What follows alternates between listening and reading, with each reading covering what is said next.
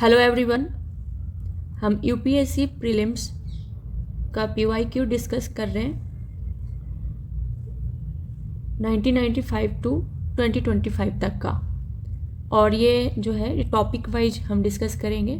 ठीक है, तो आज का जो टॉपिक है पॉलिटी से हम स्टार्ट कर रहे हैं। पॉलिटी का संवैधानिक प्रारूप और ढांचा, इससे रिलेटेड किस तरीके के क्वेश्चन यूपीएससी में पूछे गए हैं, यूपीएससी प्रीलिम्स एग्जाम में पूछे गए हैं, उसके बारे में हम चर्चा करेंगे और जानेंगे कि क्या पैटर्न रहा है यूपीएससी का इन 31 ईयर्स में, क्या पैटर्न है और किस तरीके के क्वेश्चन पूछे गए हैं, और हम क्वेश्चन को डिस्कस भी करेंगे।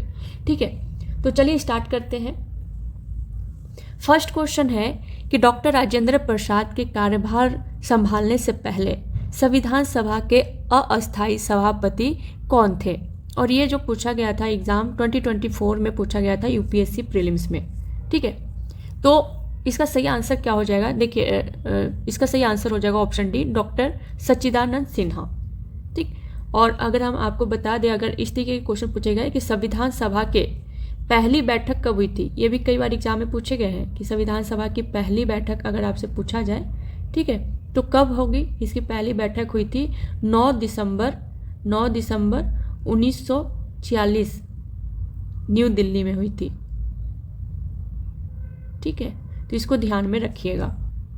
और अगर आपसे पूछा जाए कि संविधान सभा की अंतिम बैठक कब हुई थी, ये तो पहली बैठक के बारे में हमने जान लिया, और अंतिम बैठक अगर आपसे पूछा जाए तो 24 जनवरी 1950 को अंतिम बैठक हुई थी संविधान सभा के। ठीक है, तो इसको भी ध्यान में रखना है। नेक्स्ट क्वेश्चन है कि भारत सरकार अधिनियम 1935 के संदर्भ में निम्नलिखित कथनों पर विचार कीजिए, और यह भी 2024 में पूछा गया था। फर्स्ट कथन है कि इसमें ब्रिटिश भारतीय प्रांतों और देशी रियासतों को मिलाकर एक अखिल भारतीय परिसंघ फेडरेशन की स्थापना का प्रावधान किया गया। ठीक है, सेकेंड कथन है कि रक्षा और विदेश संबंधी मामलों को परिसंघीय विधानमंडल के नियंत्रण के अधीन रखा गया। उपर्युक्त कथनों में से कौन सा कथन सही है, हमसे पूछा गया है। ऑप्शन है केवल 1, केवल 2, 1 और 2 दोनों, ना तो 1 ना ही 2। तो इसका आंसर क्या होना चाहिए? आप कमेंट बॉक्स में भी आप आंसर बता सकते हैं। ठीक, तो इसका सही आंसर क्या हो जाएगा? देखिए, इसमें ब्रिटिश भारत सरकार अधिनियम 1935 के बारे में पूछा जा रहा है, तो इसमें ब्रिटिश भारतीय प्रांतों और देशी रियासतों को मिलाकर एक अखिल भारतीय परिसंघ की स्थापना का प्रावधान किया गया था। ये बिल्कुल सही है। ठीक है, सेकेंड है कि रक्षा और विदेश संबंधी मामलों को परिसंघीय विधानमंडल के नियंत्रण के अधीन रखा गया। ये भी सही है। तो इस तरीके से दोनों कथन सही है। ऑप्शन सी इसका सही आंसर हो जाएगा। 1 और 2 दोनों सही है। ठीक है, हम इसके बारे में और जान लेते हैं। भारत सरकार अधिनियम 1935 में क्या हुआ? शक्तियों का विभाजन यहाँ से, जैसे संघ सूची, प्रांतीय सूची, समवर्ती सूची। केंद्रीय स्तर पर द्वैत शासन की शुरुआत हुई। ठीक है, प्रांतीय और संघीय स्तर पर प्रत्यक्ष चुनावों की भी शुरुआत हुई थी भारत सरकार अधिनियम 1935 के अंतर्गत।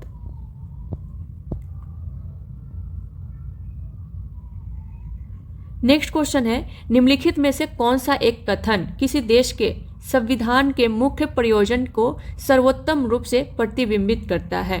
और ये 2023 में क्वेश्चन पूछा गया था यूपीएससी प्रीलिम्स में। फर्स्ट ऑप्शन दिया हुआ है कि यह आवश्यक विधियों के निर्माण के उद्देश्य का निर्धारण करता है। सेकेंड है कि यह राजनीतिक पदों और सरकार के सृजन को सुकर बनाता है। थर्ड है कि यह सरकार की शक्तियों को परिभाषित और सीमाबद्ध करता है। फोर्थ है कि यह सामाजिक न्याय, सामाजिक समता और सामाजिक सुरक्षा को प्रतिभूत करता है। तो क्या हो जाएगा इसका सही आंसर? देखिए, क्वेश्चन को अच्छे से समझना है। ठीक है, और ऑप्शन को भी अच्छे से समझना है। आपको देखकर लग रहा होगा कि सभी ऑप्शन सही है, लेकिन सबसे श्रेष्ठ आंसर क्या होगा? तो देखिए, यहाँ ऑप्शन सी में देखिए कि यह सरकार की शक्ति को परिभाषित करता है। संविधान जो है सरकार को शक्ति तो देता ही है, और साथ ही साथ उस शक्ति का सीमाबद्ध भी करता है। ठीक है, जैसे कि लिमिटेशन भी लगाता है कि आप ऐसा ना हो, संविधान में ऐसा ना हो कि सरकार है तो कुछ भी कर सकता है। सरकार को भी लिमिट है कि आप उसके आगे नहीं कर सकते हैं। जनता को भी अधिकार दिया गया है अपने अधिकार के लिए। ठीक है, और सरकार को भी अधिकार, सरकार को भी शक्ति दिया गया है और उसका शक्तियों का सीमाबद्ध मतलब लिमिट दिया गया है। तो इस तरीके से ऑप्शन सी इसका सही आंसर हो जाएगा। ठीक,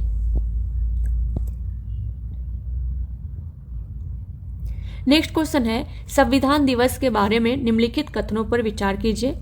कथन दिया हुआ है, कथन ए है कि नागरिकों के बीच संवैधानिक मूल्यों को संवर्धित करने के लिए संविधान दिवस प्रतिवर्ष 26 नवंबर को मनाया जाता है। ठीक, सेकंड कथन दिया हुआ है कि 26 नवंबर 1949 को भारत की संविधान सभा ने भारत के संविधान का प्रारूप तैयार करने के लिए डॉक्टर BR अम्बेडकर की अध्यक्षता में एक प्रारूपण समिति बनाई थी।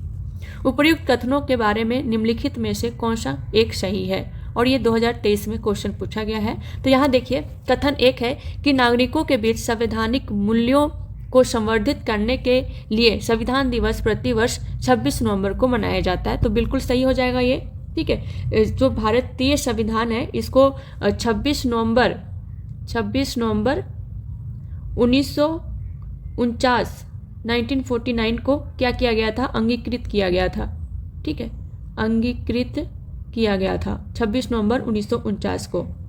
और लागू कब से हुआ, लागू सबको पता है 26 जनवरी 1950 को लागू हुआ था। तो इस तरीके से इसका प्रत्येक वर्ष संविधान दिवस जो है वो 26 नवंबर को मनाया जाता है।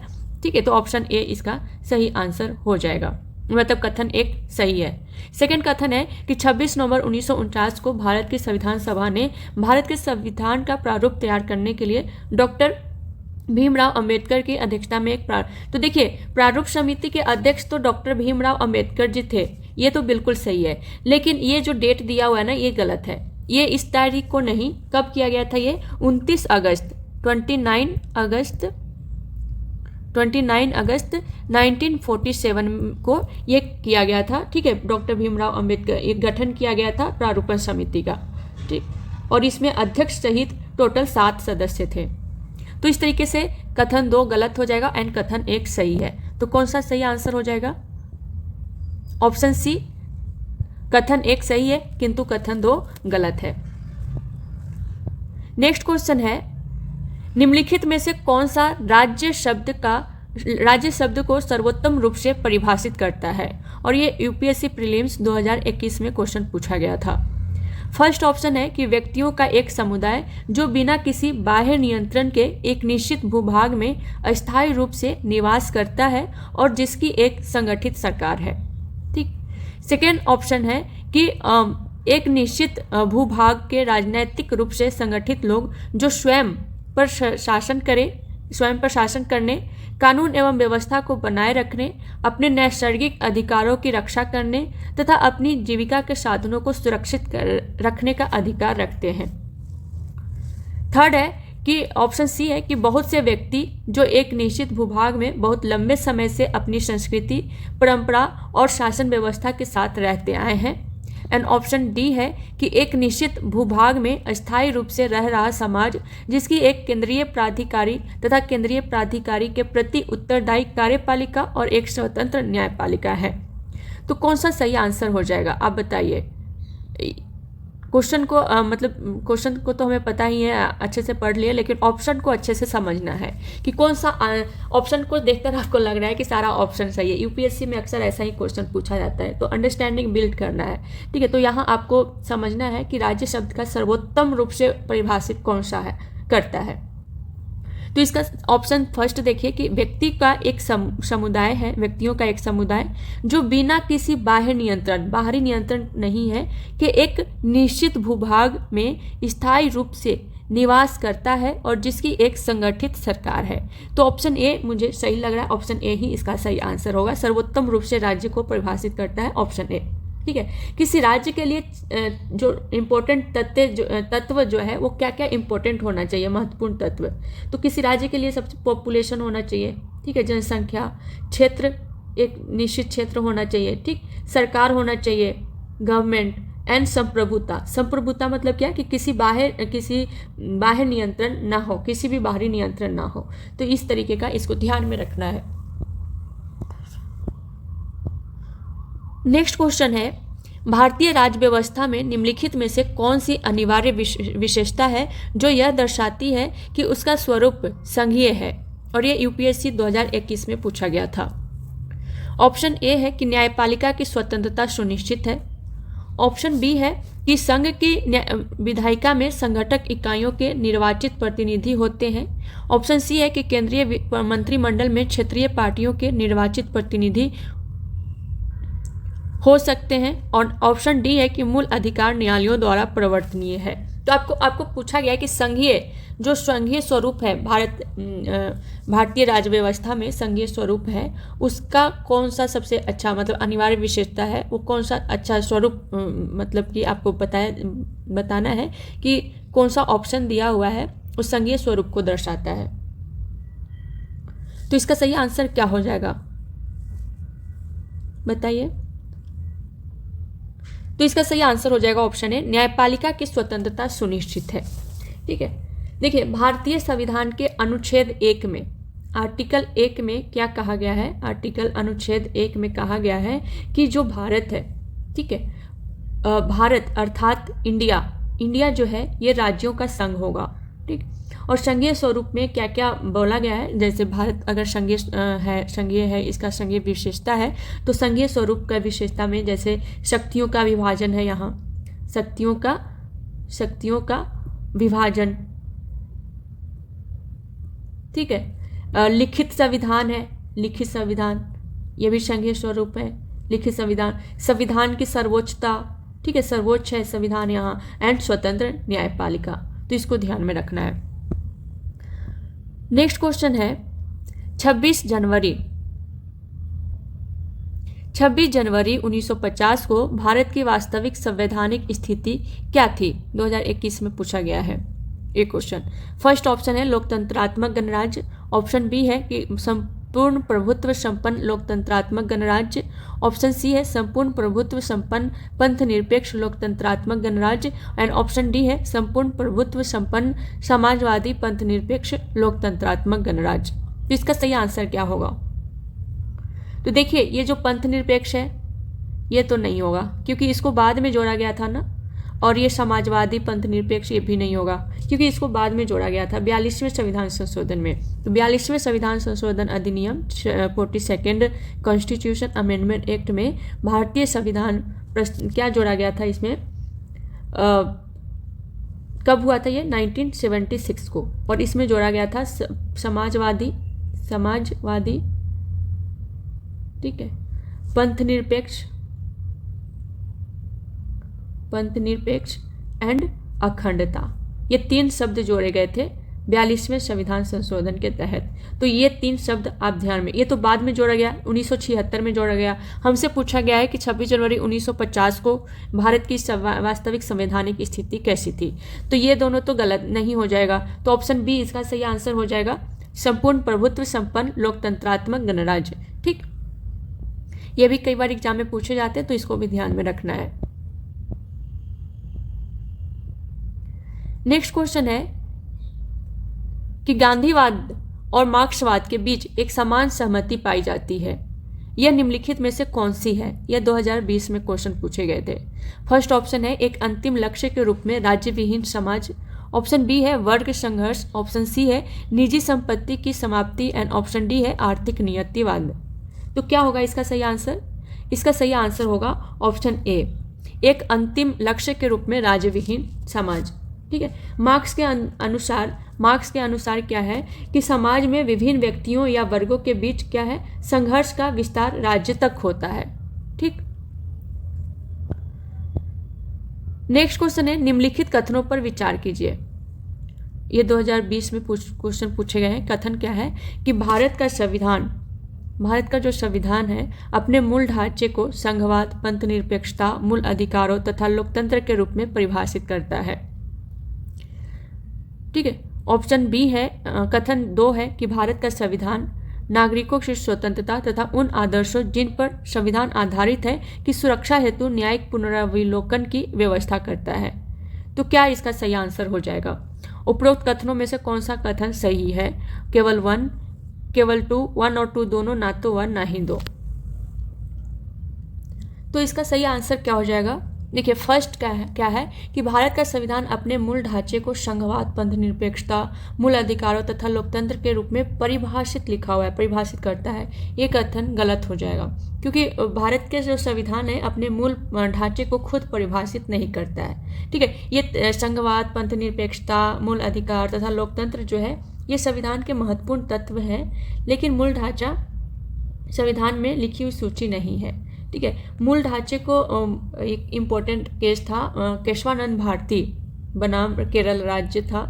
ठीक है, उसमें बोला गया था, ये 1973 में आया था केशवानंद भारती केस में, बोला गया कि संविधान जो संसद है वो संविधान संशोधन कर सकती है, लेकिन संविधान के मूल ढांचे को नहीं बदल सकती है। ठीक है, और मूल ढांचा क्या है, संविधान का मूल ढांचा यही जैसे संसदीय लोकतंत्र, धर्मनिरपेक्षता, संघीय ढांचा, न्यायपालिका की स्वतंत्रता, कानून का शासन, मौलिक अधिकारों का महत्व, संविधान की सर्वोच्चता, ये सारे क्या है, मूल ढांचे हैं। तो इस तरीके से कथन एक गलत हो जाएगा, क्योंकि संविधान अपने मूल ढांचे को परिभाषित नहीं करता है। नेक्स्ट कथन है कि भारत का संविधान नागरिकों की स्वतंत्रता तथा उन आदर्शों जिन पर संविधान आधारित है की सुरक्षा हेतु न्यायिक पुनरावलोकन की व्यवस्था करता है। तो जुडिशियल रिव्यू का है, तो ये इस तरीके से कथन 2 सही हो जाएगा। तो केवल 2, कौन सा कथन सही है हमसे पूछा गया, तो ऑप्शन बी इसका सही आंसर हो जाएगा, केवल 2 कथन सही है। ठीक,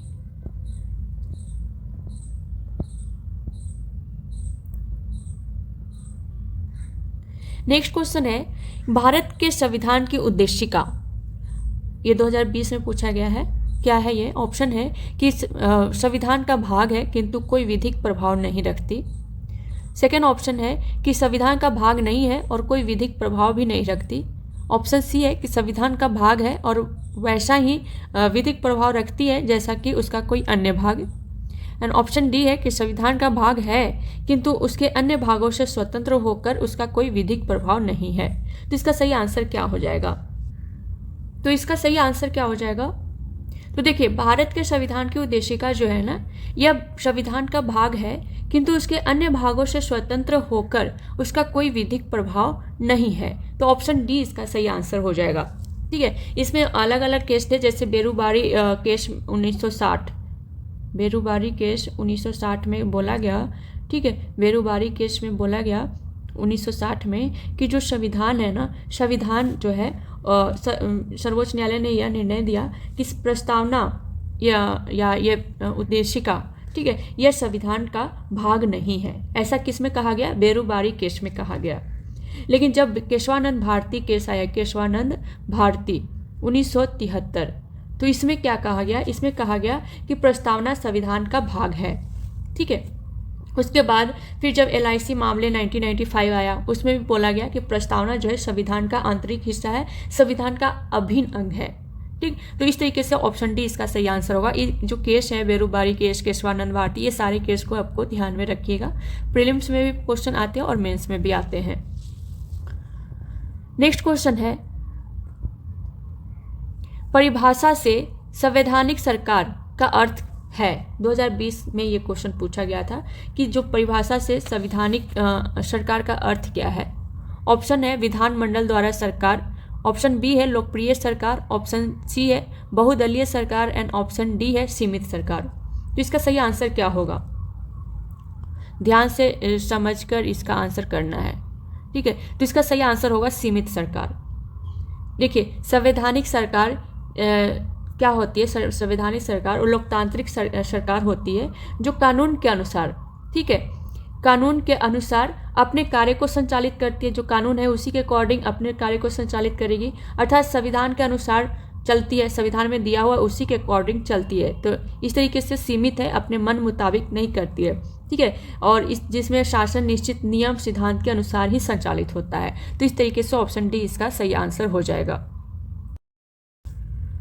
नेक्स्ट क्वेश्चन है, राज्य व्यवस्था के संदर्भ में निम्नलिखित में से किस एक को आप स्वतंत्रता की सर्वाधिक उपयुक्त व्याख्या के रूप में स्वीकार करेंगे? और ये 2019 में पूछा गया था UPSC प्रीलिम्स। फर्स्ट ऑप्शन है राजनीतिक शासकों की तानाशाही के विरुद्ध संरक्षण, ऑप्शन बी है नियंत्रण का अभाव, ऑप्शन सी है इच्छानुसार कुछ भी करने का अवसर एंड ऑप्शन डी है स्वयं को पूर्णतः विकसित करने का अवसर। तो इसका सही आंसर क्या होगा? क्वेश्चन को सही से पढ़ना है आपको, ठीक है, समझना है, और साथ ही साथ ऑप्शन को भी समझकर ही हमें आंसर करना है, क्योंकि यूपीएससी के क्वेश्चन जो रहते हैं पूछा गया उसमें सारे ऑप्शन सही लगते हैं। जैसे यहाँ भी आपको समझ में थोड़ा सा, अगर आप अच्छे से समझ ले रहे हैं, कॉन्सेप्ट क्लियर है, तो आसानी से आप इसका आंसर कर सकते हैं। तो यहाँ पूछा गया है कि राज्य व्यवस्था के संदर्भ में कौन सा सर्वाधिक उपयुक्त व्याख्या है, सर्वाधिक उपयुक्त, ठीक है, किसकी, स्वतंत्रता की। तो आप बताइए क्या होगा इसका सही आंसर। देखिए, ये राजनीतिक शासकों की तानाशाही के विरुद्ध संरक्षण, ये भी हो सकता है, लेकिन उपयुक्त पूछा गया। नियंत्रण का अभाव, इच्छानुसार कुछ भी करने का अवसर, ये तो बिल्कुल भी नहीं होगा। क्यों भाई, इच्छानुसार किसी को भी कुछ भी, हम दूसरे को हार्म तो नहीं पहुंचा सकते ना। अगर इच्छा है दूसरे को हार्म पहुंचा तो वो नहीं कर सकते हैं। यहाँ ऑप्शन डी इसका सही आंसर होगा। स्वयं को पूर्णतः विकसित करने का अवसर स्वतंत्रता का अधिकार में दिया हुआ है, मतलब कि उपयुक्त व्याख्या इसका ऑप्शन डी होगा। नेक्स्ट क्वेश्चन है, भारत के संविधान के किस अनुसूची के अधीन जनजातीय भूमि का खनन के लिए निजी पक्षकारों को अंतरण, अकृत और शून्य घोषित किया जा सकता है। ऑप्शन है तीसरी अनुसूची, ऑप्शन बी है 5वीं अनुसूची, ऑप्शन सी है 9वीं अनुसूची एंड ऑप्शन डी है 12वीं अनुसूची। तो इसका सही आंसर बताइए क्या होगा। तो इसका सही आंसर क्या होगा, यहाँ जनजातीय भूमि का खनन के लिए निजी पक्षकारों को अंतरण, अकृत और शून्य घोषित किया जा सकता है। कौन सा सही आंसर होगा, तो इसका सही आंसर होगा ऑप्शन बी 5वीं अनुसूची। ठीक है, देखिए यहाँ तीसरी अनुसूची में क्या कहा गया है, भारतीय संविधान की तीसरी अनुसूची में शपथ और प्रतिज्ञान का उल्लेख किया गया है। शपथ, ठीक है, शपथ का, और जैसे इसमें संघ और राज्य के विभिन्न संवैधानिक पदों पर नियुक्त होने वाले व्यक्तियों द्वारा ली जाने वाली शपथ का वर्णन किया गया है। जैसे सांसद हो गए, मंत्री हो गए, न्यायाधीश हो गए, इन लोग का शपथ के बारे में। 5वीं अनुसूची के बारे में हमें पता चल गया। अनुसूचित क्षेत्रों एवं अनुसूचित जनजातियों का प्रशासन के बारे में इसमें उल्लेख किया गया है। ठीक है, और इसमें जनजातीय सलाहकार परिषद तथा अनुसूचित क्षेत्रों के प्रशासन के नियम भी शामिल है। 9वीं अनुसूची में इसके साथ ही एक और है आपका 5वीं अनुसूची, एक 6th शेड्यूल है, 6ठी अनुसूची। तो ये दोनों में अगर दोनों ऑप्शन में आए तो हम कंफ्यूज हो जाते हैं, तो कंफ्यूज नहीं होना है। अगर 6ठी अनुसूची आए तो 6ठी अनुसूची में ध्यान में रखिएगा, इसमें भी आदिवासी क्षेत्रों, इसमें क्या है ना, आदिवासी क्षेत्रों का प्रशासन है, लेकिन पूर्वोत्तर राज्यों में। और वो कौन कौन से राज्य होंगे, असम, मेघालय, ठीक है, असम, मेघालय, त्रिपुरा एंड मिजोरम। ये 4 राज्य को आप ध्यान में रखिएगा। कैसे याद रखेंगे, ATM स्क्वायर पूर्वोत्तर राज्य है, A for Assam, T for Tripura, M for Mizoram and Meghalaya. ठीक है, इस तरीके से आप ध्यान में रखिएगा। ये 4 राज्य के स्वायत्त जिलों और स्वायत्त क्षेत्र परिषदों के गठन, अधिकार, नियम और प्रशासन से संबंधित प्रावधान दिया गया है। ठीक है, तो इसको ध्यान में रखना है। 9वीं अनुसूची में क्या है, 9वीं अनुसूची में भूमि सुधार, ठीक है, 9वीं अनुसूची में भूमि सुधार एवं अन्य कानूनों का संरक्षण दिया गया है। तो इसको इस तरीके से ध्यान में रखना है। और 9वीं अनुसूची को पता है किस, ये भी कभी कभी एग्जाम में क्वेश्चन पूछे गए हैं कि 9वीं अनुसूची को कौन से संविधान संशोधन के द्वारा इसमें जोड़ा गया है। तो 9वीं अनुसूची को जोड़ा गया है पहले संविधान संशोधन, फर्स्ट संविधान संशोधन अधिनियम, ठीक है, फर्स्ट कॉन्स्टिट्यूशन अमेंडमेंट एक्ट। और ये भी कभी कभी पूछा गया है क्वेश्चन कि उस टाइम भारत के प्रधानमंत्री कौन थे। तो उस टाइम भारत के प्रधानमंत्री थे पंडित जवाहरलाल नेहरू। ठीक है, तो इसको ध्यान में रखिएगा। नेक्स्ट है 12वीं सूची। 12वीं सूची में क्या है, तो ये नगर पालिका से संबंधित है। नगर पालिका, नगर के जो भी है, जैसे शहरी योजना, सड़कें एवं परिवहन, पानी की व्यवस्था, स्वच्छता, कूड़ा प्रबंधन, शहरी विकास, ये सबसे संबंधित है 12वीं अनुसूची। और इसके साथ ही अगर आप 11वीं अनुसूची पंचायती राज से संबंधित है। ठीक है, और आप कमेंट बॉक्स में बताइए कि इसको कौन से संविधान संशोधन अधिनियम के द्वारा संविधान में जोड़ा गया था। तो यहाँ ध्यान में रखिए, जो 11th शेड्यूल है, मतलब 11वीं अनुसूची है, उसको 73वें संविधान संशोधन अधिनियम के द्वारा जोड़ा गया था। एंड नगर पालिका को कौन से संविधान संशोधन अधिनियम के द्वारा जोड़ा गया है, 12वीं अनुसूची को 74वें संविधान संशोधन अधिनियम। तो ये सबको आपको ध्यान में रखना है। ठीक, नेक्स्ट क्वेश्चन है यदि सरकार द्वारा कोई वस्तु जनता को निःशुल्क उपलब्ध कराई जाती है तो क्या होता है? ये 2018 में पूछा गया है। ऑप्शन ए है विकल्प लागत शून्य होती है।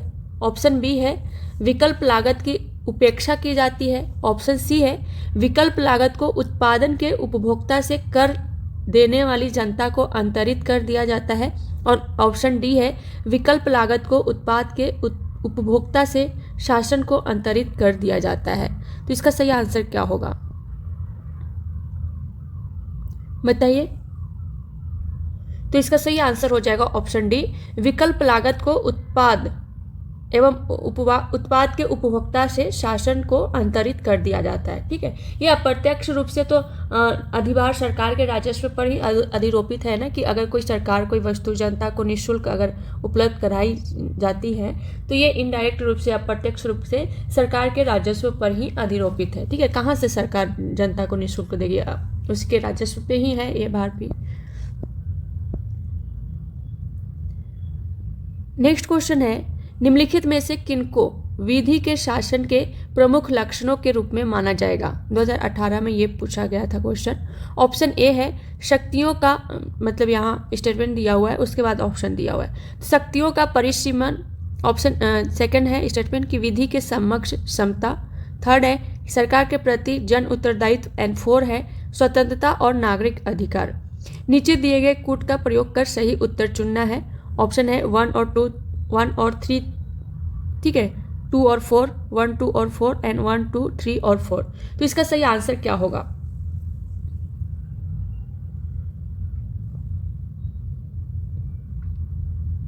यहाँ क्वेश्चन को ध्यान से पढ़ना है कि विधि के शासन के प्रमुख लक्षणों के रूप में कौन सा माना जाएगा। तो विधि के शासन में देखिए शक्तियों का परिसीमन, ठीक, विधि के समक्ष समता, सरकार के प्रति जन उत्तरदायित्व ये नहीं होगा, स्वतंत्रता और नागरिक अधिकार ये होगा। तो इस तरीके से 1, 2 और 4 ऑप्शन सी इसका सही आंसर होगा। विधि का शासन जो है ना, ये हर समय कानून पूर्णतः स्पष्ट होना चाहिए। इसके लिए कानून के समक्ष सभी व्यक्ति समान है। इसके द्वारा क्या कहा गया है कि कानून के समक्ष जो भी व्यक्ति है ना, सभी व्यक्ति समान है, किसी के प्रति भेदभाव नहीं किया जाएगा। ठीक, अर्थात सभी के लिए कानून एक समान है। व्यक्ति के अधिकार एवं स्वतंत्रता की गारंटी और सम्मान किया जाना चाहिए। ठीक,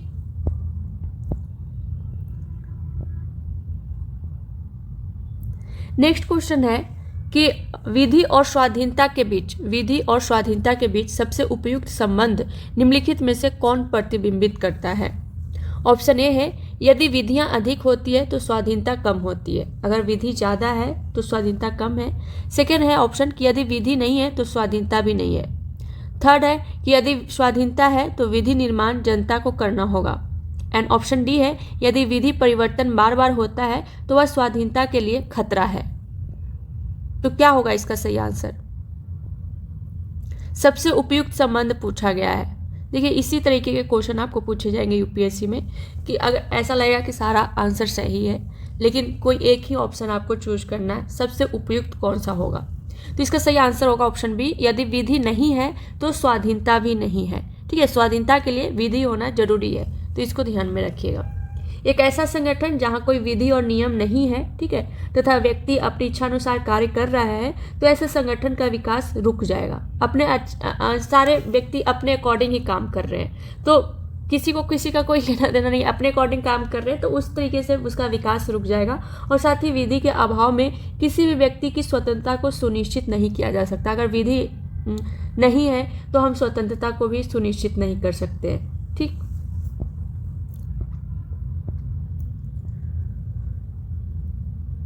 नेक्स्ट क्वेश्चन है, निम्नलिखित उद्देश्यों में से कौन सा एक भारत के संविधान की उद्देशिका में सन्निविष्ट नहीं है? भारत के उद्देशिका में सन्निविष्ट नहीं है। ऑप्शन है विचार की स्वतंत्रता, ऑप्शन बी है आर्थिक स्वतंत्रता, ऑप्शन सी है अभिव्यक्ति की स्वतंत्रता एंड ऑप्शन डी है विश्वास की स्वतंत्रता। तो इसका सही आंसर क्या होगा? यहाँ इसको अच्छे से ध्यान में रखना है कि उद्देश्य जो है निम्नलिखित उद्देश्यों में से कौन सा भारत के संविधान की उद्देशिका प्रस्तावना में सन्निविष्ट नहीं है। तो देखिए विचार की स्वतंत्रता, यहाँ स्वतंत्रता की बात की जा रही है। ठीक, तो स्वतंत्रता, कौन कौन सी स्वतंत्रता के बारे में उल्लेख किया गया है हमारे प्रस्तावना में? तो देखिए, स्वतंत्रता को उल्लेख किया गया है हमारे प्रस्तावना में, कौन कौन सी स्वतंत्रता है। जैसे यहाँ देखिए, विचार की स्वतंत्रता, कितने तरीके के स्वतंत्रता का उल्लेख किया गया? 5 तरीके के। कौन कौन से? विचार की स्वतंत्रता, ठीक है, विचार की स्वतंत्रता। सेकंड है अभिव्यक्ति की स्वतंत्रता।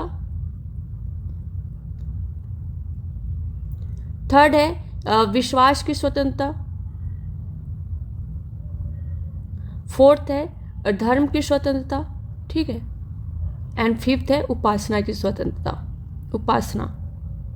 तो इस तरीके से 5 स्वतंत्रता की बात की गई है, इसको ध्यान में रखना है। इसी तरीके के क्वेश्चन पूछे जाएंगे, विचार, अभिव्यक्ति, विश्वास, धर्म और उपासना। तो यहाँ क्या क्या है? विचार, अभिव्यक्ति है और विश्वास है। आर्थिक स्वतंत्रता की बात नहीं की गई है। आर्थिक किसकी बात की गई है? न्याय जो है ना, संविधान में जो प्रस्तावना में न्याय 3 तरीके के न्याय के बारे में बात की गई है। और वो कौन कौन से न्याय है? न्याय जो है ना, ये 3 तरीके की बात की गई है, 3 टाइप के न्याय। कौन कौन से? एक है सामाजिक न्याय, ठीक है, सामाजिक न्याय। सेकेंड है आर्थिक न्याय, आर्थिक न्याय। एंड थर्ड है राजनैतिक न्याय, ठीक है, राजनैतिक न्याय। तो अगर यहाँ अगर आर्थिक स्वतंत्रता की जगह न्याय होता तो अब सही रहता, लेकिन ये आर्थिक स्वतंत्रता की बात नहीं की गई है, तो इसको ध्यान में रखिएगा। नेक्स्ट क्वेश्चन है, भारत के संविधान के निर्माताओं का मत निम्नलिखित में से किसमें प्रतिबिंबित होता है? ऑप्शन है उद्देशिका, ऑप्शन बी है मूल अधिकार, ऑप्शन सी है राज्य के नीति निर्देशक तत्व एंड ऑप्शन डी है मूल कर्तव्य। तो इसका सही आंसर क्या होगा? तो इसका सही आंसर आई होप कि पता है कि ये इसमें निम्नलिखित में से किसमें प्रतिबिंबित है।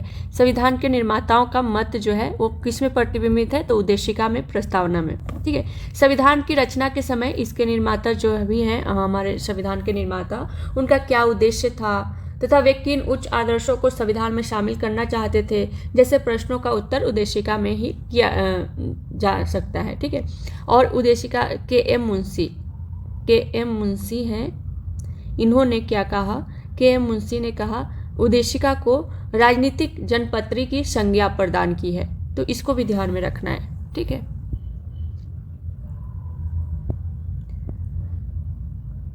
नेक्स्ट क्वेश्चन है, लोकतंत्र का उत्कृष्ट गुण यह है कि वह क्रियाशील बनाता है।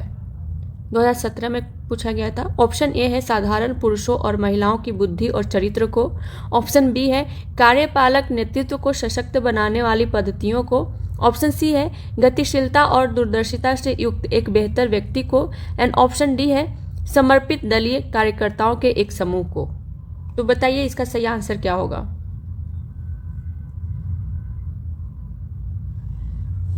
क्वेश्चन है लोकतंत्र जो है वो उत्कृष्ट गुण यह है, लोकतंत्र का उत्कृष्ट गुण क्या है कि वह क्रियाशील बनाता है। किसको क्रियाशील बनाता है? लोकतंत्र मतलब क्या? लोकतंत्र मतलब जनता के द्वारा तथा जनता के लिए चुनी गई शासन व्यवस्था।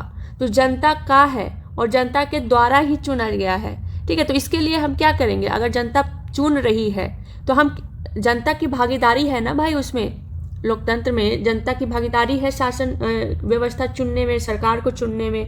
तो इसके लिए क्या होगा? साधारण पुरुषों और महिलाओं की बुद्धि और चरित्र को क्रियाशील बनाता है। ऑप्शन ए इसका सही आंसर होगा, ठीक है। और इसमें लोकतंत्र में शामिल भी है अल्पसंख्यकों की सुरक्षा, कानून व्यवस्था, शक्तियों का वितरण, अभिव्यक्ति की स्वतंत्रता, ये सब शामिल है।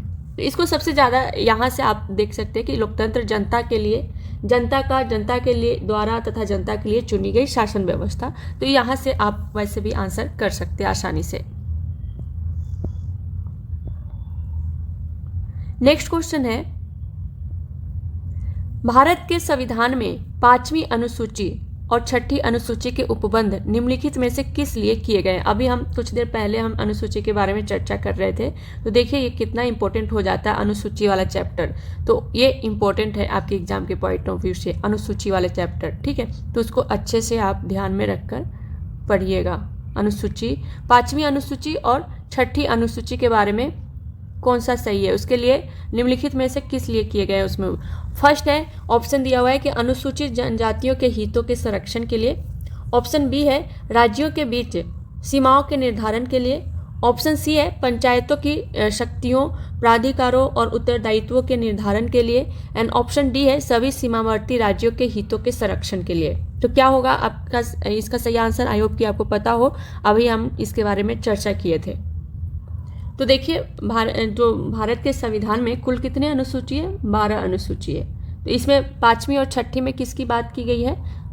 फर्स्ट, अनुसूचित जनजातियों के हितों के संरक्षण के लिए। ठीक है, 5वीं अनुसूची में क्या कहा गया है? 5वीं अनुसूची में कहा गया है कि अनुसूचित जाति और अनुसूचित जनजाति क्षेत्रों के प्रशासन तथा नियंत्रण के संबंध में प्रावधान दिया गया है। और 6ठी अनुसूची में 4 राज्य हमने डिस्कस किया था, कौन कौन से? ATM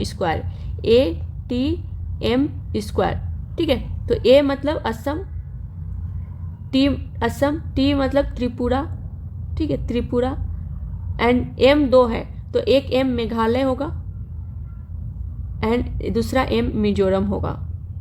इन क्षेत्रों के प्रशासन, इन राज्यों में जनजातीय क्षेत्रों के प्रशासन का प्रावधान किया गया है। ठीक,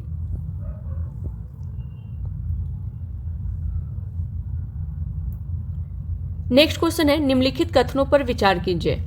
2014 में पूछा गया था क्वेश्चन। संवैधानिक सरकार वह है जो, ऑप्शन कथन दिया हुआ है कि जो राज्य की सत्ता के हित में व्यक्ति की स्वतंत्रता पर प्रभावकारी प्रतिबंध लगाती है।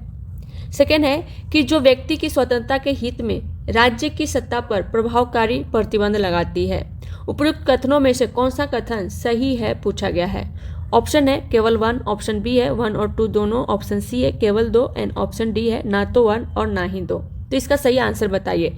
संवैधानिक सरकार मतलब क्या है? इसका आंसर क्या होगा? फर्स्ट है, जो राज्य की सत्ता के हित में व्यक्ति की स्वतंत्रता पर प्रभावकारी प्रतिबंध लगाती है। ये गलत हो जाएगा। ठीक है, ये गलत हो जाएगा क्योंकि राज्य की सत्ता के हित में व्यक्ति की स्वतंत्रता पर प्रभावकारी प्रतिबंध लगाने वाली सरकार जो है ना, वो तानाशाही होती है। ठीक है, तानाशाही कह सकते हैं आप इसको, या अलोकतांत्रिक किस्म की सरकार होती है, संवैधानिक सरकार नहीं होती है। जैसे कि आप ये उदाहरण ले सकते हैं चाइना, चीन के, म्यांमार, ठीक है, म्यांमार, थाईलैंड, यहाँ की सरकार का आप एग्जाम्पल ले सकते हैं। सेकेंड कथन है कि जो व्यक्ति की स्वतंत्रता के हित में राज्य की सत्ता पर प्रभावकारी प्रतिबंध लगाती है। तो ये कथन सही हो जाएगा। तो इस तरीके से ऑप्शन सी इसका सही आंसर है, केवल 2 सही है। ठीक, नेक्स्ट क्वेश्चन है, भारत के संविधान की निम्नलिखित में से कौन सी एक अनुसूची में दल बदल विरोध विषयक उपबंध है? देखिए अनुसूची कितना इंपॉर्टेंट है, कितने सारे क्वेश्चन अनुसूची से पूछे गए हैं। तो अनुसूची को अब जो भी यूपीएससी का एग्जाम दे रहे हैं तो अनुसूची को तो एकदम कंठस्थ कर ही लेना है। जितने भी अनुसूची है उसमें क्या क्या संशोधन हुए हैं सारा अच्छे से याद रखना है, क्योंकि बहुत बार इससे रिलेटेड क्वेश्चन पूछे गए हैं। तो किस अनुसूची में दल बदल विरोध विषयक उपबंध है? ऑप्शन है दूसरी अनुसूची, ऑप्शन बी है 8वीं अनुसूची, ठीक है, ऑप्शन सी है 5वीं अनुसूची एंड ऑप्शन डी है 10वीं अनुसूची। तो इसका सही आंसर क्या होगा? तो देखिए दल बदल विरोध विषयक से उपबंध जो है वो 10वीं अनुसूची है। ऑप्शन डी इसका सही आंसर होगा। और इसको संविधान में जोड़ा गया था कौन से संविधान संशोधन अधिनियम के द्वारा?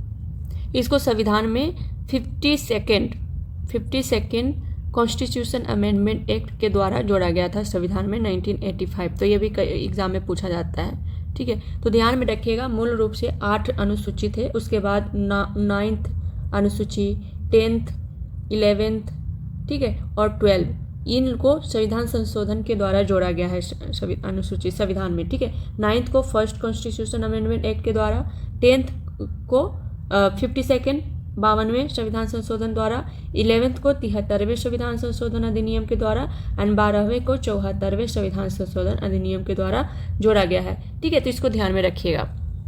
और इसमें 10वीं अनुसूची में दल बदल विरोध से शामिल है। मतलब इसके बारे में उपबंध दिया गया है। और बाकी दूसरी अनुसूची में किसका वर्णन किया गया है, तो इसमें विभिन्न संवैधानिक पदों जैसे राष्ट्रपति, उपराष्ट्रपति आदि के वेतन एवं भत्ते के बारे में उपबंध है। और तीसरी अनुसूची में हमने डिस्कस किया कि तीसरी अनुसूची में क्या था, शपथ का, विभिन्न संवैधानिक पदों के जो भी है उनको शपथ के बारे में, उनके शपथ के बारे में उल्लेख किया गया है। 8वीं अनुसूची में भारत की 22 भाषाओं का उल्लेख किया गया है, 12 लैंग्वेज का, ठीक है, 22 भाषाओं का उल्लेख किया गया है, तो इसको ध्यान में रखिए। 22 भाषा कौन कौन से हैं 8वीं अनुसूची में? कभी कभी ये भी क्वेश्चन पूछ लिया जाता है कि निम्नलिखित में से कौन सा भाषा है जो कि 8वीं अनुसूची में शामिल नहीं है, तो इसको भी ध्यान में रखिएगा। 22 भाषा है 8वीं अनुसूची में, कौन कौन से है वो, तो वो है असमिया, बंगला, गुजराती, हिंदी, कन्नड़, कश्मीरी, कोंकणी, मैथिली, मलयालम, मराठी, नेपाली, उड़िया, ठीक है, पंजाबी, संस्कृत भी इसमें शामिल है, संथाली, सिंधी, तमिल, तेलुगु, उर्दू, बोडो, डोगरी और मणिपुरी, ये सबको भी ध्यान में रखिएगा, ठीक। एंड नेक्स्ट है 5वीं अनुसूची। तो 5वीं अनुसूची के बारे में हम डिस्कस कर चुके हैं कि इसमें अनुसूचित क्षेत्रों और अनुसूचित जनजातियों के प्रशासन एवं नियंत्रण के बारे में उपबंध है। और 6ठी अनुसूची में स्पेशल राज्य जो है ATM², तो इसको बार बार रिविजन कीजिएगा तभी याद होगा। A for Assam, T for Tripura, M for Meghalaya and Mizoram. 6ठी अनुसूची में यहाँ के जनजातीय प्रदेशों के प्रशासन के बारे में उल्लेख किया गया है, तो इसको ध्यान में रखिएगा, ठीक। नेक्स्ट क्वेश्चन है, भारत के संविधान के उद्देश्यों में से एक के रूप में आर्थिक न्याय का किसमें उपबंध किया गया है? आर्थिक न्याय का किसमें उपबंध किया गया, आपसे पूछा गया है। ऑप्शन ए है उद्देशिका और मूल अधिकार, ऑप्शन बी है उद्देशिका और राज्य के नीति निर्देशक तत्व, ऑप्शन सी है मूल अधिकार और राज्य के नीति निर्देशक तत्व, एंड ऑप्शन डी है उपरोक्त में से कोई नहीं। तो इसका सही आंसर क्या होगा? आर्थिक न्याय के बारे में किसमें उल्लेख किया गया? तो अब हम कुछ देर पहले हम देख रहे थे कि उद्देशिका में 3 तरीके का न्याय का उल्लेख किया गया है। कौन कौन सा? सामाजिक, राजनैतिक, आर्थिक, सामाजिक, आर्थिक, राजनैतिक न्याय का उल्लेख किया गया है। तो उद्देशिका तो होगा ही होगा, ठीक है, उद्देशिका तो होगा ही होगा। और इसके साथ राज्य के नीति निर्देशक तत्व, यहाँ आर्थिक न्याय का मूल अधिकार में नहीं किया गया, तो इस तरीके से ऑप्शन 20 का सही आंसर होगा, ठीक है। सामाजिक, आर्थिक एवं राजनीतिक न्याय का संकल्पना दिया गया है उद्देशिका में। राज्य के नीति निर्देशक तत्व में अनुच्छेद आर्टिकल 38 का 1 के माध्यम से राज्य के से यह अपेक्षा की गई है कि वह लोक कल्याणकारी राज्य की स्थापना के लिए आर्थिक न्याय प्रदान करने के प्रयास करेगा, ठीक है। और न्याय में उच्च आदर्श, स्वतंत्रता, समानता को बनाए रखा जा सके, ऐसा राज्य के नीति निर्देशक तत्व के तहत अनुच्छेद 38(1) में ऐसा कहा गया है। नेक्स्ट क्वेश्चन है, भारत के संविधान के किस अनुसूची में विभिन्न राज्यों के अनुसूचित क्षेत्रों के प्रशासन और नियंत्रण के लिए विशेष उपबंध है? ये 2008 में पूछा गया। देखिए अनुसूची कितना ज़्यादा इंपॉर्टेंट है यूपीएससी के एग्जाम के पॉइंट ऑफ व्यू से। तो इसका सही आंसर क्या होगा? विभिन्न राज्यों में अनुसूचित क्षेत्रों के प्रशासन और नियंत्रण के लिए विशेष उपबंध है। ऑप्शन है 3री, ऑप्शन बी है 5वीं, ऑप्शन सी है 7वीं एंड ऑप्शन डी है 9वीं। तो क्या होगा इसका सही आंसर? हम कई बार डिस्कस कर चुके हैं इसके बारे में, तो आई होप कि आपको पता होगा 5वीं अनुसूची में, ठीक है। और 6ठी अनुसूची में 4 राज्य याद रखिएगा। 6 अनुसूची में 4 राज्य का वहाँ के प्रशासन, जनजातीय क्षेत्रों के प्रशासन के बारे में दिया गया है। असम, ATM², असम, ठीक है, त्रिपुरा, मिजोरम एंड मेघालय। मणिपुर नहीं कर दीजिएगा एम से, एक है मिजोरम और एक है मेघालय, और असम और त्रिपुरा, ये 6ठी अनुसूची की बात है, ठीक है। तो इसको ध्यान में रखना है। तीसरी अनुसूची में क्या है? तीसरी अनुसूची के बारे में भी हम डिस्कस कर चुके हैं। तीसरी अनुसूची में क्या है? तीसरी अनुसूची में शपथ के बारे में विभिन्न पदाधिकारियों, मंत्री, उच्चतम एवं उच्च न्यायालय के न्यायाधीशों द्वारा पद ग्रहण के समय जो ली जाने वाली शपथ का उल्लेख किया गया है, ठीक है। और 7वीं अनुसूची में क्या है? 7वीं अनुसूची में केंद्र एवं राज्य के बीच शक्तियों के बंटवारे। अगर आपसे पूछा जाए शक्तियों के बंटवारे, केंद्र और राज्य के बीच शक्तियों के बंटवारे का उल्लेख किया गया है, ठीक है, बंटवारे का, जैसे कि है ना संघ सूची, राज्य सूची और समवर्ती सूची, उसका उल्लेख किया गया है।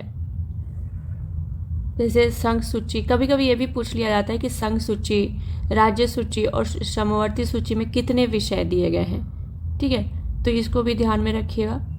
इसमें विषय दिए गए हैं संघ सूची में, मतलब संशोधन के बाद इसको बढ़ाया या घटाया गया है जो भी है। वर्तमान में इसकी संख्या जो है संघ सूची में 100 विषय है। ठीक है, 100 विषय। राज्य सूची में 61 विषय है एंड समवर्ती सूची में 52 विषय है। तो इसको ध्यान में रखना है। नेक्स्ट है 9वीं अनुसूची। तो 9वीं अनुसूची के बारे में भी हमने चर्चा की थी। क्या चर्चा की थी, अगर आपको याद हो तो? 9वीं अनुसूची में भूमि सुधार से संबंधित है। ठीक है, प्रथम संविधान संशोधन अधिनियम के द्वारा इसको जोड़ा गया था संविधान में 1951 में, और उस टाइम भारत के प्रधानमंत्री कौन थे?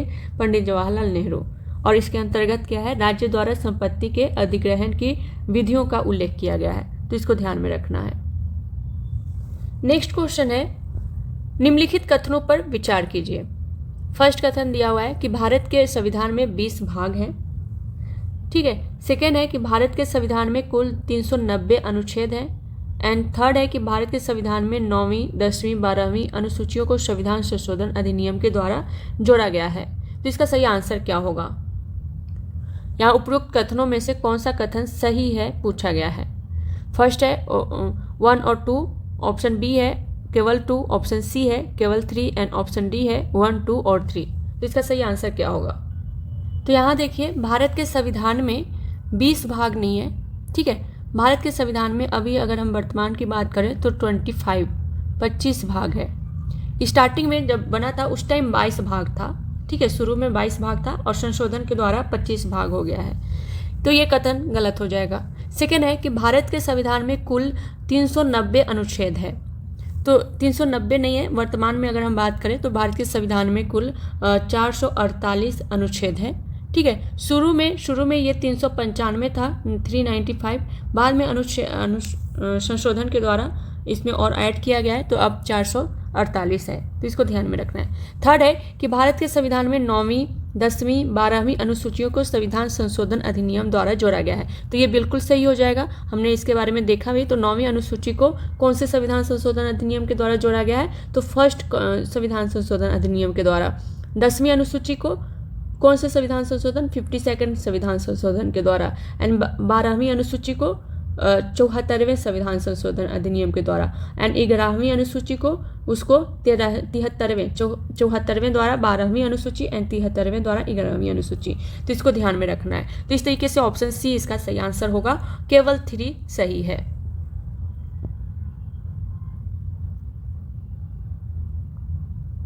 नेक्स्ट क्वेश्चन है, निम्नलिखित में से संविधान सभा की संघ संविधान समिति के अध्यक्ष कौन थे?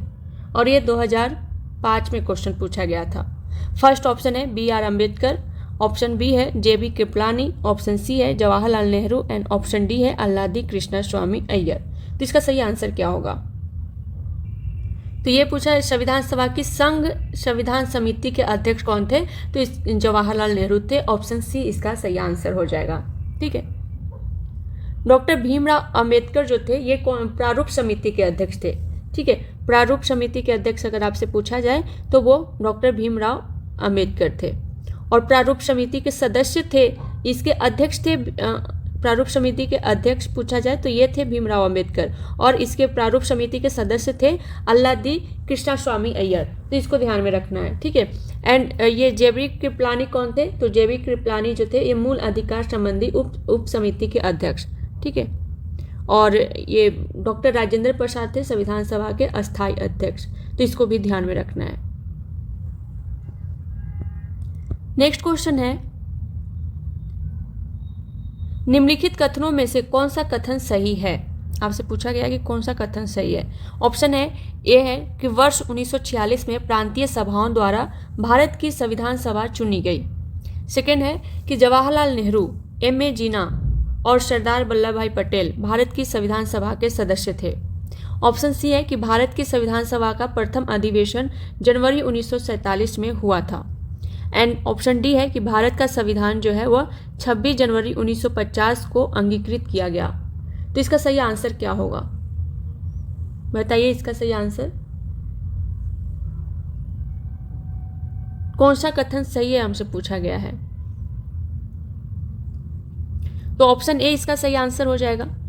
वर्ष 1946 में प्रांतीय सभाओं द्वारा भारत की संविधान सभा चुनी गई थी। ठीक है, कैबिनेट मिशन के प्रावधान के अनुसार, ठीक है, कैबिनेट मिशन आया था, कैबिनेट मिशन के प्रावधान के अनुसार ही जुलाई 1946 में, जुलाई 1946 में प्रांतीय सभाओं द्वारा भारत की संविधान सभा चुनी गई थी।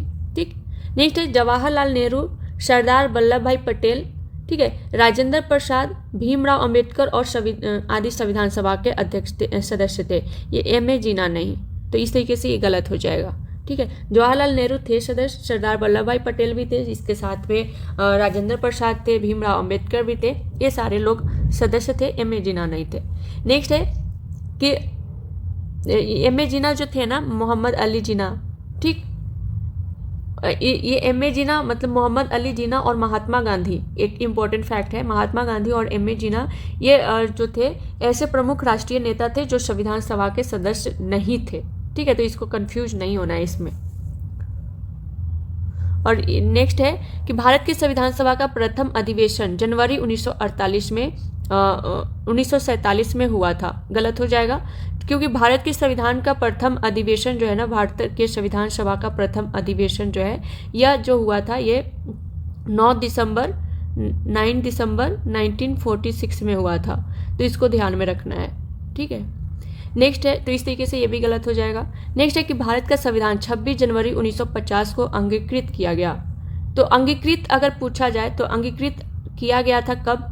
अंगीकृत किया, भारत का संविधान जो है अंगीकृत अगर पूछा जाए तो ये 26 नवंबर 1949 को अंगीकृत किया गया था, और 26 जनवरी 1950 को यह पूर्ण रूप से लागू किया गया था। तो अगर आपसे पूछा जाए कि भारत का संविधान कब लागू किया गया था, तो 26 जनवरी 1950 को, और अंगीकृत किया गया तो 26 नवंबर 1949 को।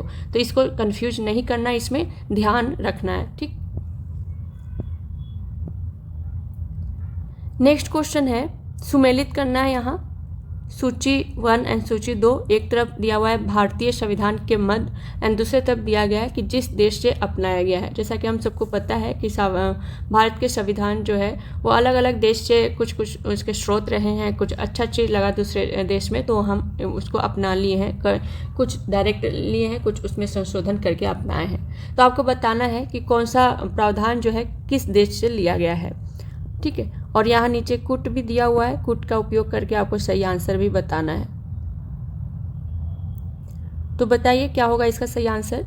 राज्य के नीति निर्देशक सिद्धांत कहाँ से लिया गया है? ये आयरलैंड से लिया गया है। ठीक है, मूल अधिकार कहाँ से लिया गया है? मूल अधिकार लिया गया है संयुक्त राज्य अमेरिका से।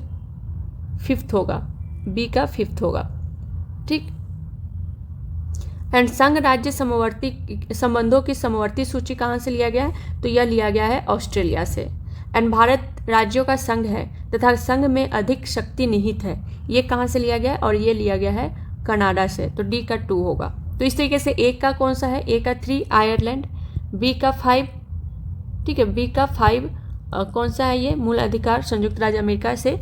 सी का 1 ऑस्ट्रेलिया से संघ राज्य संबंधों की समवर्ती सूची। एंड डी का 2 कनाडा, भारत राज्यों का संघ है तथा संघ में अधिक शक्ति निहित है और यह कनाडा से लिया गया है। तो इस तरीके से कूट हम देख लेते हैं 3512 ऑप्शन डी इसका सही आंसर हो जाएगा।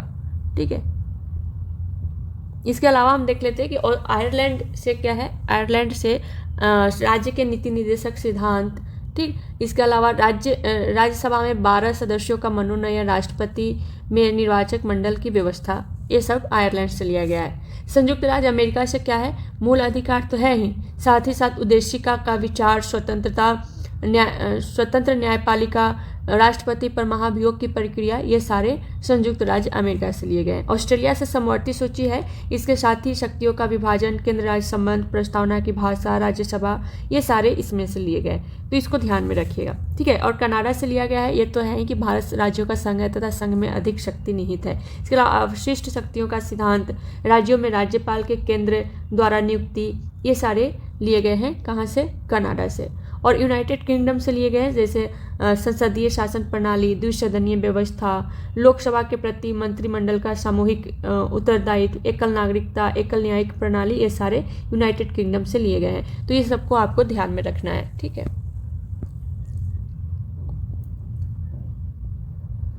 नेक्स्ट क्वेश्चन है, निम्नलिखित देशों में से किसने सर्वप्रथम महिलाओं को मताधिकार प्रदान किया? ऑप्शन ए है आइसलैंड, ऑप्शन बी है भारत, ऑप्शन सी है न्यूजीलैंड एंड ऑप्शन डी है यूएसए। क्या होगा इसका सही आंसर? तो इसका सही आंसर हो जाएगा ऑप्शन सी न्यूजीलैंड। न्यूजीलैंड में पता है सर्वप्रथम न्यूजीलैंड में 1893 ईस्वी में 1893 में महिलाओं को मताधिकार प्रदान किया गया था। आइसलैंड में कब किया गया था? 1944 में, 1944 में। भारत में पता ही 26 जनवरी 1950 एंड यूएसए 1919 में। तो इसको ध्यान में रखना है। नेक्स्ट क्वेश्चन है, भारतीय संविधान में 9वीं अनुसूची परिवर्धित हुई प्रथम संशोधन द्वारा, 8वें संशोधन द्वारा, 9वें संशोधन द्वारा एंड 42वें संविधान संशोधन द्वारा। तो इसके बारे में हम कई बार चर्चा कर चुके हैं और यहाँ से आप देख सकते हैं कि अनुसूची कितना इंपॉर्टेंट टॉपिक हो जाता है। तो 9वीं अनुसूची को प्रथम संविधान संशोधन के द्वारा परिवर्धित की गई और उस टाइम भारत के प्रधानमंत्री थे पंडित जवाहरलाल नेहरू। और 9वीं अनुसूची किस चीज़ से संबंधित है? भूमि सुधार से। तो ये सब हमने देखा, ठीक है। इसमें भूमि सुधार में क्या क्या आ जाता है? भूमि सुधार अगर हम बात करें 9वीं अनुसूची में, तो 9वीं अनुसूची में भूमि सुधार के अंतर्गत जैसे जमींदारी उन्मूलन, भूमि सीमा निर्धारण, पुनर्वितरण, ठीक है, ये सारा इसमें शामिल है। न्यायिक समीक्षा से सुरक्षा दी जाए ताकि अदालत उन्हें अवैध ना घोषित कर सके, ठीक है। नेक्स्ट क्वेश्चन है, भारत के संविधान का प्रारूप तैयार करने वाली संविधान सभा के सदस्यों को क्या ऑप्शन है ब्रिटिश संसद द्वारा नामित किया गया, ऑप्शन बी है गवर्नर जनरल द्वारा नामित किया गया, ऑप्शन सी है विभिन्न प्रांतों की विधानसभाओं द्वारा चुना गया एंड ऑप्शन डी है भारतीय राष्ट्रीय कांग्रेस और मुस्लिम लीग द्वारा चुना गया। तो इसका सही आंसर क्या होगा? क्वेश्चन को ध्यान से पढ़ना है कि भारत के संविधान का जो प्रारूप तैयार करने वाली संविधान सभा के जो सदस्य थे उनको कैसे चुना गया, मतलब किस तरीके से चुना गया। तो इसका सही आंसर होगा ऑप्शन सी विभिन्न प्रांतों की विधानसभाओं द्वारा चुना गया, ठीक है। भारत के संविधान का प्रारूप तैयार करने वाली संविधान सभा के सदस्यों को कैबिनेट मिशन की योजना के अंतर्गत, ठीक, कैबिनेट मिशन योजना के अंतर्गत ही विभिन्न प्रांतों की विधानसभाओं द्वारा अप्रत्यक्ष, ठीक है, ध्यान में रखिएगा, अप्रत्यक्ष निर्वाचन प्रणाली द्वारा चुना गया था। और सामान्यतः 10 लाख की आबादी पर एक प्रतिनिधि, ठीक है, सामान्यतः कितने 10 लाख की आबादी पर एक प्रतिनिधि संविधान सभा के लिए चुने जाने का प्रावधान था। और अगर हम बात करें कैबिनेट मिशन की, तो कैबिनेट मिशन भारत कब आया था, ये हिस्ट्री में भी पूछा जाता है इससे रिलेटेड क्वेश्चन, तो हम यहाँ भी डिस्कस कर लेते हैं। कैबिनेट मिशन जो है भारत आया था कब? 24 मार्च 1946 को, 1946 को, ठीक है, 24 मार्च, ठीक है, 1946 को ये भारत आया था। और इसका उद्देश्य क्या था? इस मिशन का उद्देश्य था कि भारत में सत्ता के हस्तांतरण और संविधान निर्माण की प्रक्रियाओं के लिए एक समाधान ढूंढना। नेक्स्ट क्वेश्चन है, यदि भारत संघ के एक नए राज्य का सृजन करना हो तो संविधान की निम्नलिखित अनुसूचियों में से किस एक को अवश्य संशोधित किया जाना चाहिए? ऑप्शन ए है पहली अनुसूची, ऑप्शन बी है दूसरी, ऑप्शन सी है तीसरी एंड ऑप्शन डी है 5वीं। तो इसका सही आंसर क्या होगा? यहाँ क्या है कि यदि भारत संघ के एक नए राज्य का सृजन करना हो, एक नए राज्य का अगर सृजन करना हो तो संविधान की निम्नलिखित अनुसूचियों में से किस एक को अवश्य संशोधित किया जाना चाहिए। तो हमने इसके बारे में देखा कि पहली अनुसूची जो है ना, संविधान के पहली अनुसूची में, दूसरी अनुसूची में नहीं होगा, क्योंकि दूसरी अनुसूची में किसका वर्णन किया गया है? दूसरी अनुसूची में विभिन्न संवैधानिक पदों जैसे राष्ट्रपति, उपराष्ट्रपति आदि के वेतन एवं भत्ते के बारे में उपबंध है। और तीसरी अनुसूची में क्या है? तीसरी अनुसूची में बताइए, विभिन्न पदाधिकारियों जैसे मंत्री, उच्चतम एवं उच्च न्यायालय के न्यायाधीशों द्वारा पद ग्रहण के समय ली जाने वाली शपथ के बारे में उल्लेख किया गया है। और 5वीं अनुसूची के बारे में क्या है? 5वीं अनुसूची में अनुसूचित क्षेत्रों और अनुसूचित जनजातियों के प्रशासन एवं नियंत्रण के बारे में उपबंध किया गया है। और पहली अनुसूची में क्या है? पहली अनुसूची में है कि भारत राज्यों का संघ है, ठीक है। भारत संघ के 28 राज्य एंड 8 केंद्र शासित प्रदेश का उल्लेख किया गया है। तो अगर नया राज्य सृजन होगा तो पहली अनुसूची में ही संशोधन किया जाएगा। तो इस तरीके से ऑप्शन ए इसका सही आंसर होगा। नेक्स्ट क्वेश्चन है, निम्नलिखित कथनों में से कौन सा एक भारत के संविधान की चौथी अनुसूची को सही वर्णित करता है? ठीक, ये 2001 में क्वेश्चन पूछा गया था। ऑप्शन ए है कि इसमें संघ और राज्यों के बीच शक्तियों का विवरण सूचीबद्ध है। ऑप्शन बी है इसमें संविधान में सूचीबद्ध भाषाएं हैं। ऑप्शन सी है कि इसमें जनजातीय क्षेत्रों के प्रशासन के संबंध में प्रावधान है। एंड ऑप्शन डी है इसमें राज्यसभा में स्थानों का आवंटन है। तो हमने पहले डिस्कस कर चुके हैं हम इसके बारे में अनुसूची में कि इसमें फर्स्ट क्या है कि इसमें संघ और राज्यों के बीच शक्तियों का विवरण कौन से अनुसूची में? 7th अनुसूची में। इसमें संविधान के सूचीबद्ध भाषाएं किसमें? 8वीं अनुसूची में, ठीक है, 8th अनुसूची में। एंड नेक्स्ट है कि इसमें जनजातीय क्षेत्रों के प्रशासन के संबंध के बारे में है, तो ये भी नहीं होगा, इसमें ये 5वीं अनुसूची में है, ठीक है। तो ये तीनों तो नहीं होगा, ए, बी और सी नहीं होगा। हमसे चौथी अनुसूची के बारे में पूछा गया, तो चौथी अनुसूची में राज्यसभा में स्थानों का आवंटन है। ऑप्शन डी इसका सही आंसर होगा, ठीक है। चौथी अनुसूची में भारत के विभिन्न राज्यों तथा संघीय क्षेत्रों की राज्यसभा में प्रतिनिधित्व का विवरण दिया गया है, तो इसको ध्यान में रखिएगा। नेक्स्ट क्वेश्चन है,